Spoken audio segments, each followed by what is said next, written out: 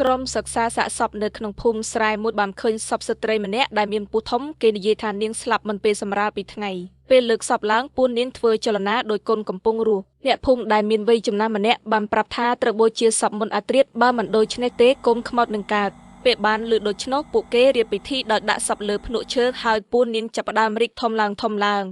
ខណៈពេលដែលកំពុងបូជានោះសពបានផ្ដាច់ពោះខ្លួនឯងទឹកឈាមពណ៌ខ្មៅហូរចេញដូចទន្លេហើយស្នាមដៃតូចៗជាប់លើជញ្ជាំងតែមិនឃើញកូនខ្មោចណាមួយឡើយនារី16ឆ្នាំដែលជួយយកសពដំបងចាប់ផ្ដើមមានអាការៈចុះឈាមពីច្រមុះនាងស្រែកថាវាកំពុងលេងល្បែងជាមួយឃ្លុងមិនពេលពូនាងរីកធំដូចមានកហើយផ្ទៃពោះរហែកដល់ស្នាមដៃតូចៗគេដឹងថាកូនខ្មោចនេះជាអរិយបុរាណដែលត្រូវបានគេចាប់ដាក់ក្នុងសពស្ត្រីឥឡូវវារួចខ្លួនហើយរាល់7ឆ្នាំស្ត្រីមានកនៅភូមិនេះនឹងស្លាប់យ៉ាងអាក្រក់